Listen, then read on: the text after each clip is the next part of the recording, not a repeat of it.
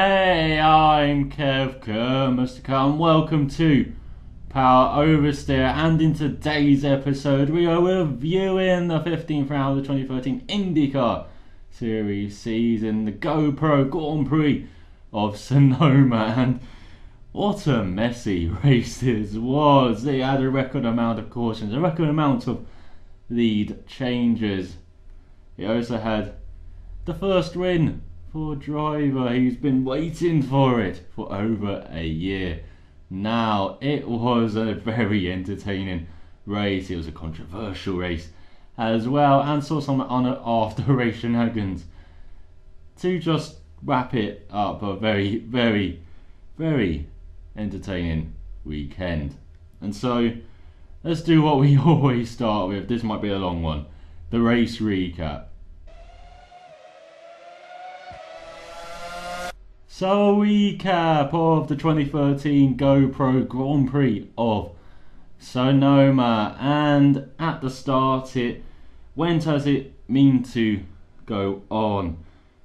Helio Neves, he was ahead of Charlie Kimball, but Kimball just outbraked himself, and as he did, he tapped the right wheel of Neves and went round. He thought he broke the drive shaft of the car, which is very unusual, especially as Townsend Bell thought it was just an electronic glitch, that they just had to reset everything. And so when he was eventually towed back to the pits a lap down, that's what they did, and that's what solved the problem. So he got going again. But yeah, that was a caution on the very first lap, and it didn't take long for the next one to appear on lap 7. We had contact between EJ Visa, who was just diving down the inside of Justin Wilson into turn 7, and the Englishman got spun round, and so his Delco machine was just stranded there, so they had to get the caution out again. And so yeah, that was not the first time Visa had been a bit too aggressive in the race. Anyway, on the first lap he had forced Joseph Newgarden out onto the dirt after running side by side with him through the turn 6 carousel, a beautiful downhill right-hander. And so yeah, it was a bit too aggressive then.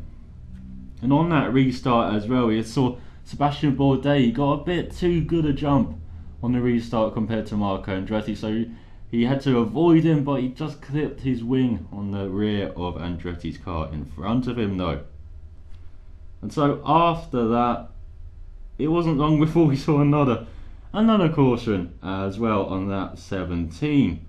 We had contact between Bourdais, who again got into the back of someone after replacing his front ring during that caution. He got into the back of Simona Di Silvestri, just braked himself a tiny bit into turn 7 and spun the KV racing machine around, and so she was stranded in the middle of the corner. So out came the caution again. During this time though, it was Dario Franchitti who was leading the way. However, he pitted during this caution, like most drivers, apart from Ryan Hunter-Reay though. He stayed out, and so he led the next few laps until the next caution came out on lap 22.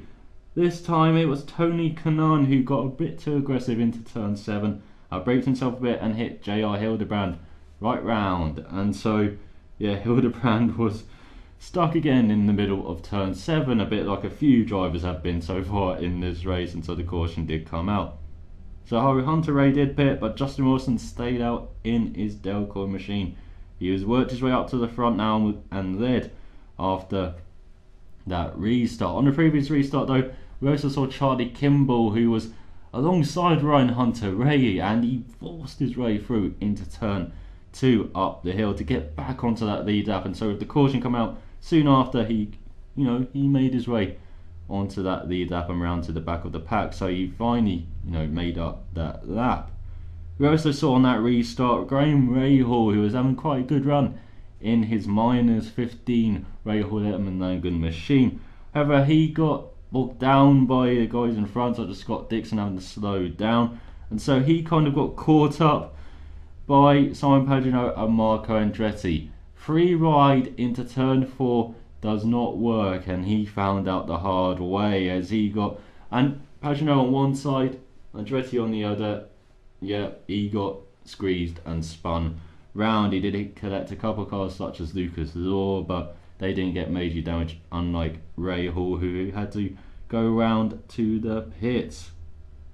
And so after the next restart, again it wasn't too long until we saw some caution come out. But before this, we also saw James Hinchcliffe on the restart where Justin Wilson was leading. He got spun round by Sebastian Zaveja into turn 2. The Dragon Racing guy just outbraked himself just a touch there, and Hinchcliffe did a great job recovering on the curve sideways. He didn't spin it around, he managed to get going again. And so yeah, that's what happened, and caused some logjam in the middle of the pack, and that's what you saw with Canon trying to overtake Hildebrand into turn 7. Then on lap 30, we saw James Jakes put over to the side of the road in turn 9. He went on the radio and said he had engine trouble, so unfortunately for the Acorns machine number 16 car, that was his day done.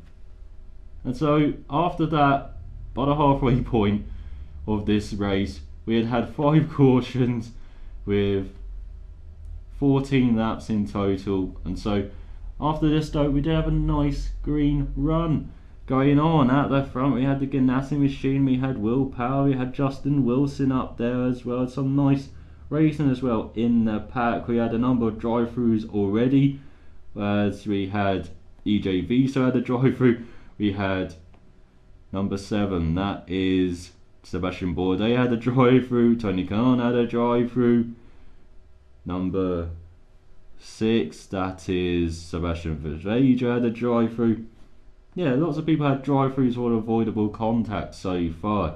But during this middle part of the race, as we said, we saw Dixon and Power really fight it at the front, and that was until late in the race. After the 6th caution on lap 64, this was for Joseph Newgarden's Fisher Hartman racing machine, had unfortunately stopped by the side of the road in turn 2. During the pit stops that followed, Scott Dixon and Will Power ducked in together.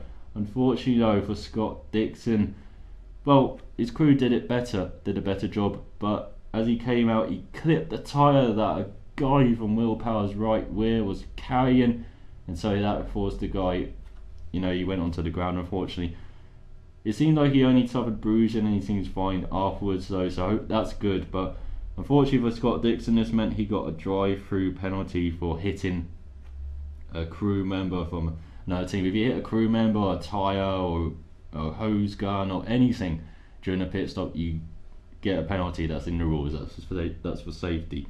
And so he got that, and so did EJV, so got also a penalty for pit safety infraction.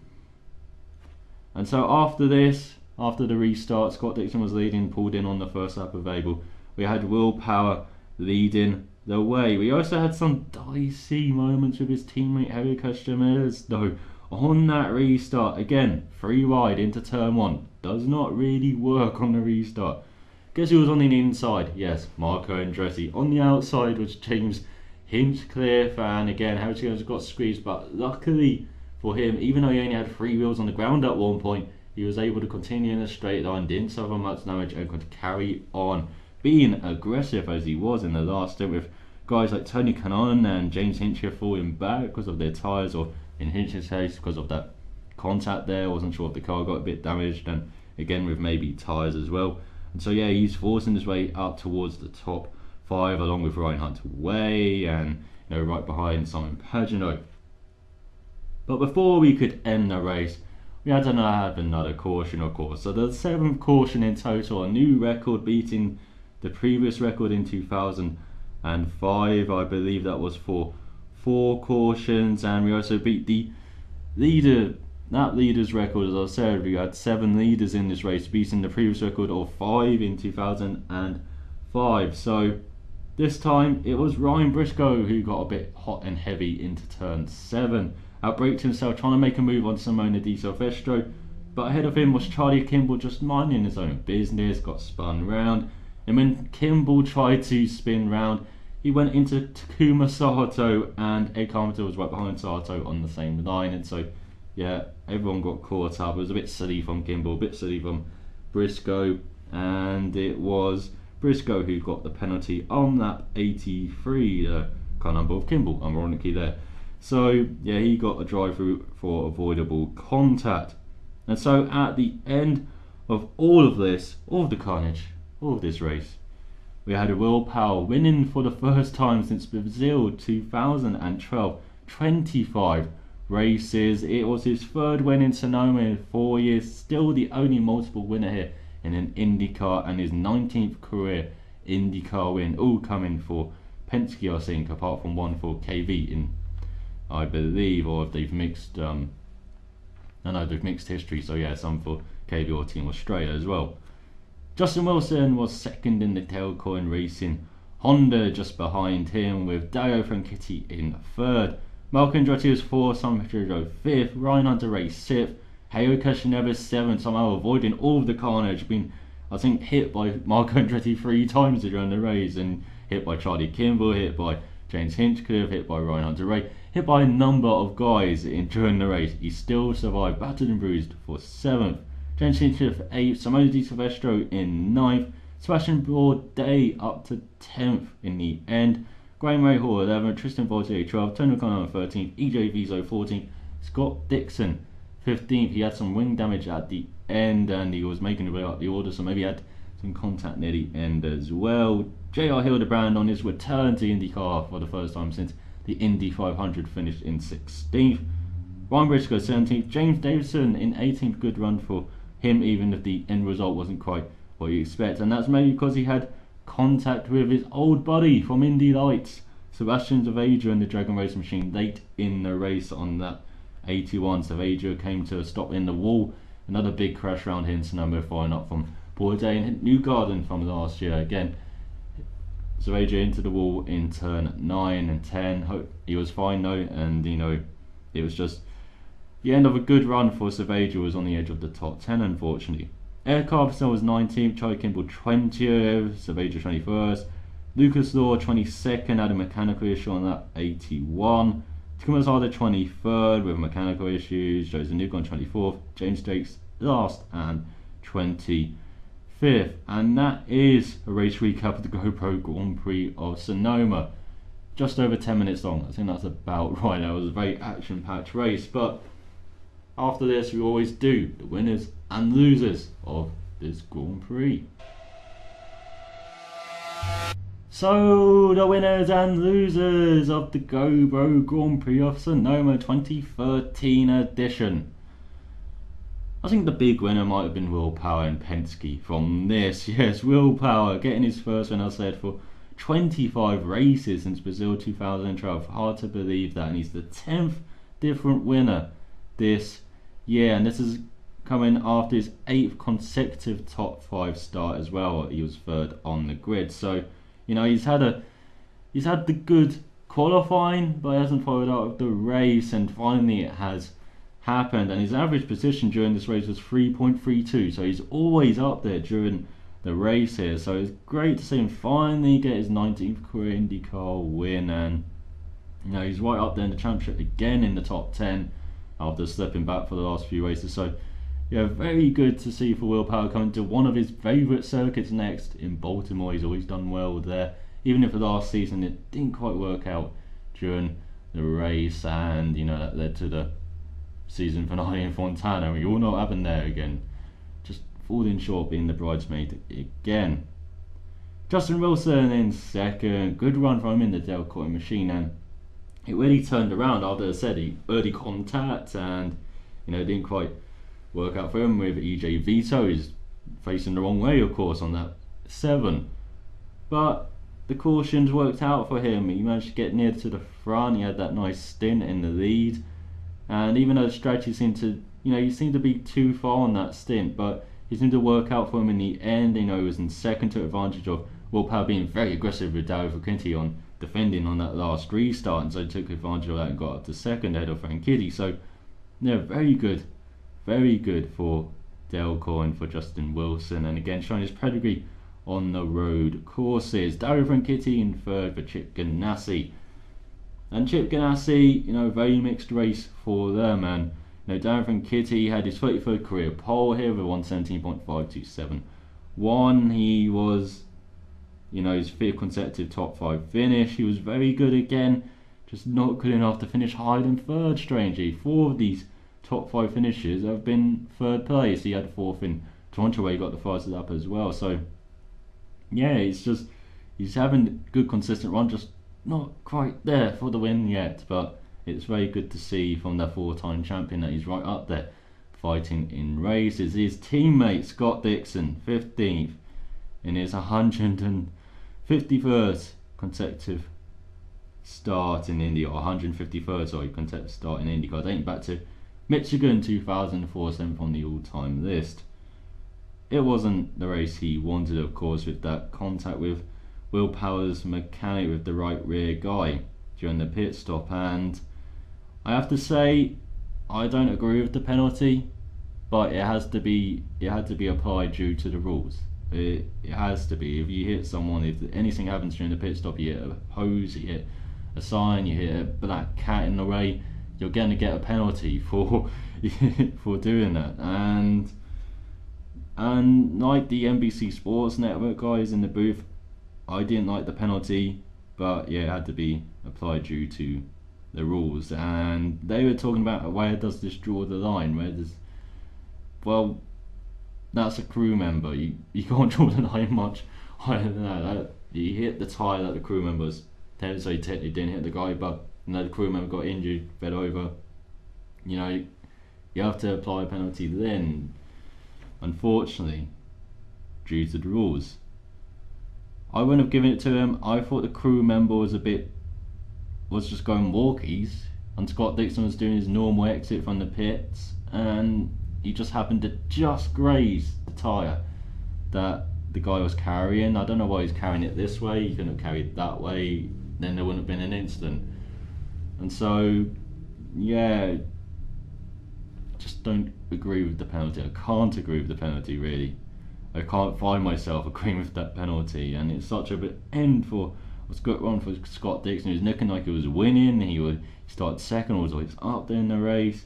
He was going to close his gap on Helio Castroneves to as much as 8 points, but now it's widened itself to 39 points. So just a shame for Scott Dixon, and yeah, can't say much more about that. It was a race that was good at times. It was very good for most of it, but just that one incident has ruined it, and yeah, can't say much more for that.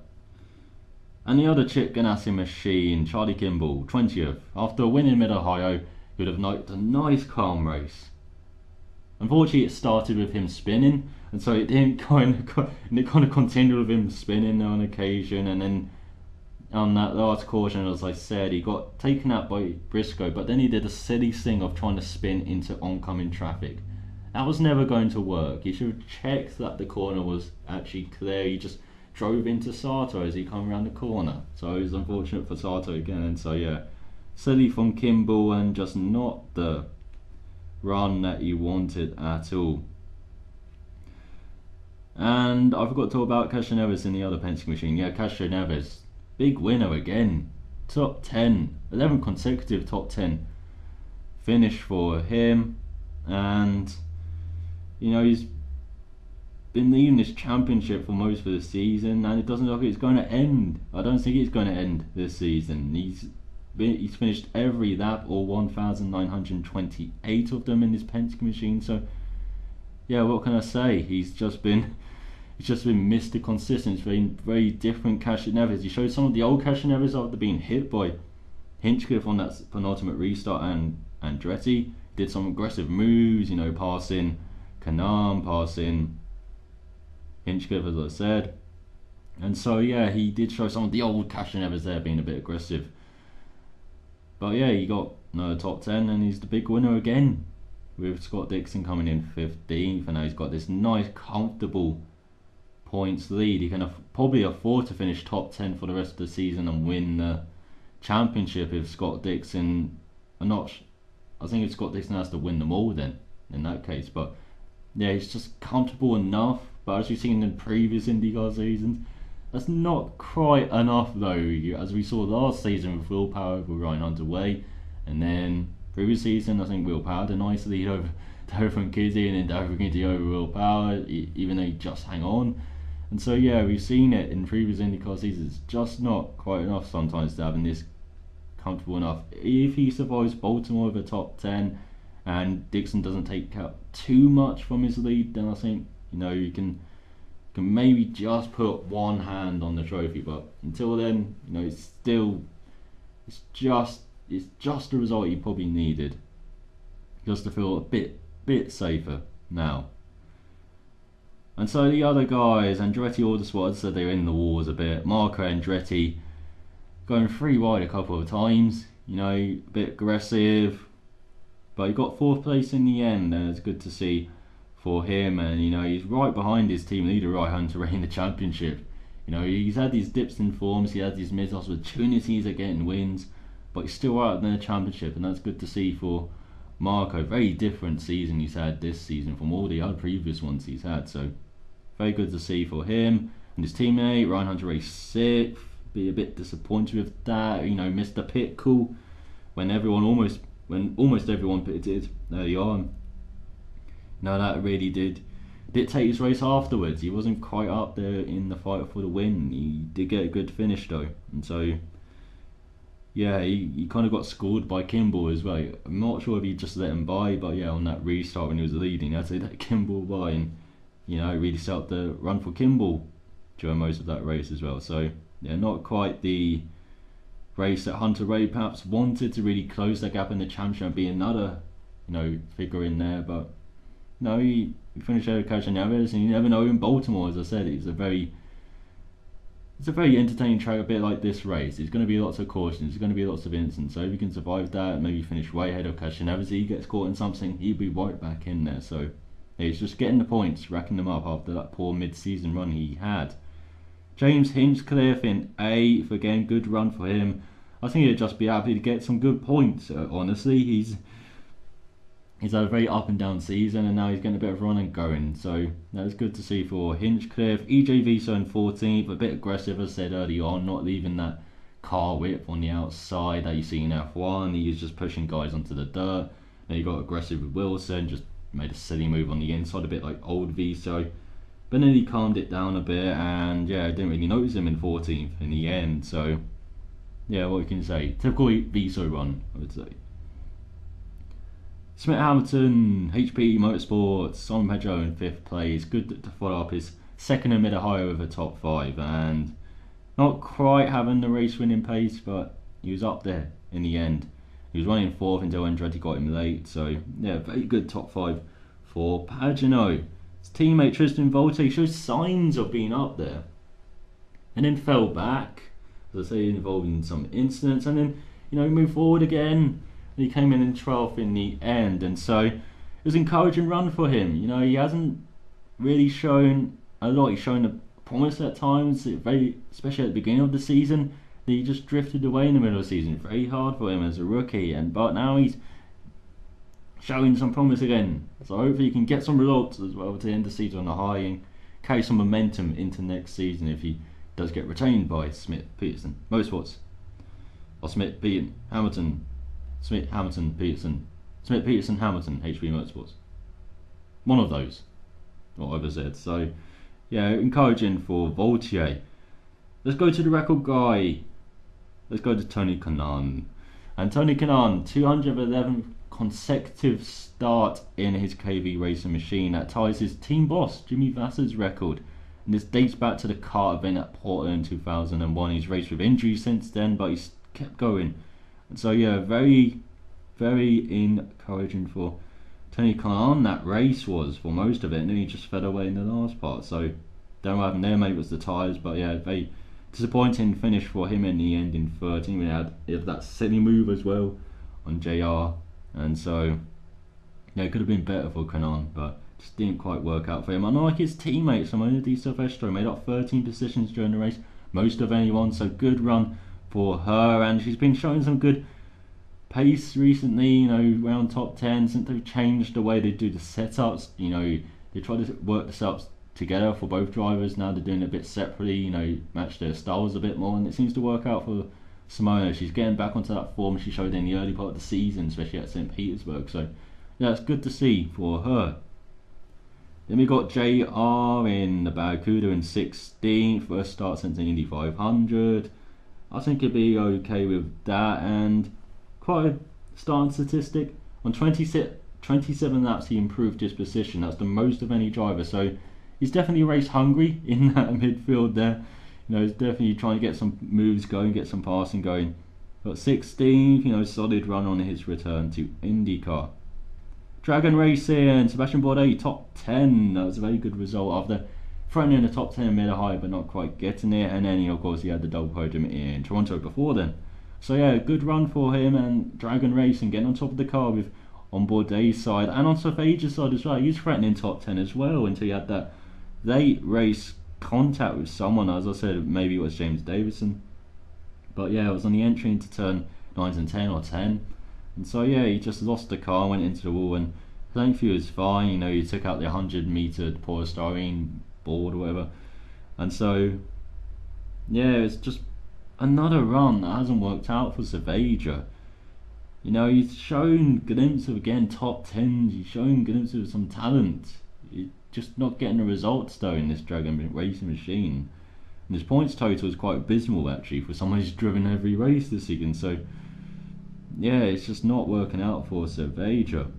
Didn't work out for Sarah Fisher Hartman Racing as well in this race. Joseph Newgarden retired early, had mechanical issues as well.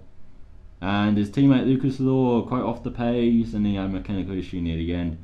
But he was better in the race than he was in qualifying. He was quite in there in the race. You know, he's near the back for virtually all of it. But no, it's encouraging. His first weekend in an IndyCar, in an open wheel car since I think it was the German F3 since he won the German F3 championship in '98, if I remember correctly. So yeah, it's been a long time since he's been in an open wheel machine, but I think he's showed himself well. And with rumours that Greg Pickett is one of the owners of Muscle Milk Pickett Racing, which he races for in LMP1 in the American Le Mans Championship, they're leading that championship, but of course there's a merger happening next season with Grand Am, and so they might come over to IndyCar, and that could, you know, they're getting interested, and if Law gets into IndyCar next year, it's good practice for it. And so yeah, hopefully it's whet the appetite a bit more for some IndyCar racing, and I hope to see him in it. And you know, I'm sure he'll do much better now that he knows the car. He's got lots to learn, but he knows the car a bit better now than he did going into it. And so let's do a quick round of the others. Graham Rahal, the Rahal team, 11th place. You know, he started high up in 8th and he got up to 6th, I remember. And he dropped back a bit of incidents, got spun around, but it's a good recovery to 11th. So very encouraging signs for Rahal. James Jakes, his teammate, didn't really have the opportunity to show himself really. He retired quite early on lap 28 out of the 85 laps, and he was stuck in the midfield as well. And you know, he did show some good pace. You know, I do think he would have come through a bit more. So yeah, it's a shame for him that he didn't have the chance to shine. So yeah, that's Jakes. Ed Carpenter, he shows some good pace. He's getting onto that end of that midfield pack now. If I said that a few years ago, you would have thought I was crazy, but he has really improved on the road and street courses. Ed Carpenter, he's an oval specialist still, but he can show some stuff on the left and right turns now. So that's good to see him finishing in 19, started 23rd, and so yeah, he's showing some signs of some road course credentials, Ed Carpenter. And so yes, that is my roundup, the winners and losers of this race. So it's a bit long as well, but you know, there's lots to cover during this race, and hopefully of the race will be a bit shorter. So as the sun sets outside, I have to put the lights on, I have to set the sun on this episode as well, the last segment of the race. And driver of the race, of course there's a few candidates lying around. Justin Wilson for finishing second in his Dale Coyne machine. Will Power for winning, avoiding the chaos and winning at the front. For Ryan Hunter-Reay doing a very solid drive in his Andretti Autosport machine, along with Marco Andretti in for Simon Pagenaud, getting the top 5 in the machine that wasn't quite up there, but he still grinded out a result. Dario Franchitti for being in the top 3 again. Harry Neves for having his bruised and battered car still up there in the end as well. And so yeah, there's quite a few candidates there. Maybe Sebastian Bourdais and Simona Di Silvestro for making up the most places, of course, as well. But I think I will give it to Justin Wilson for his second place. He was, as I said, facing the wrong way on lap 7 after being tapped by UJV. But you know, the cautions fell his way, the strategy worked out, and in the end he came second, you know, less than a second behind Willpower. So I've got to give it to Delcoin Racing Machine, team of the race. And I think I'm going to give it to Penske because they got 1st and 7th, and you know, got good top 10 there.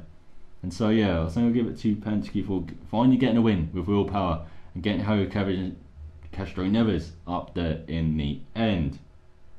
Overtake of the race, and despite all of this chaos and all of these drivers making rash moves, there was some good overtaking there, especially on the restarts as well. People taking advantage of that, going up the hill, going around the outside, and then trying to go inside on turn 3 and 4, and you know, all of that.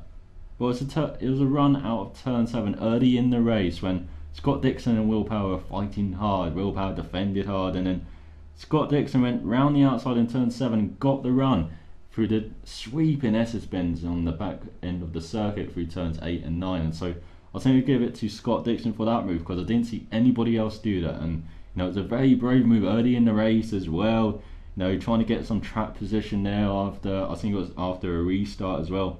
And so yeah, through turn 7, very brave from Dixon, and he got the run through the S's and made it around the outside of Willpower. Not many people can say they've done that. And so yeah, I would take the race to Scott Dixon. At least he won something this race, it seems. So that is my review of the GoPro Grand Prix of Sonoma 2013, the 15th round of the IndyCar Series season. I'll be back with the next round at Baltimore, and I'll be back with a review of the Belgian Grand Prix, of course, which frankly wasn't quite as exciting as this one, but there was still some interesting talking points to get from that. So till then, salamat for watching, cheerio.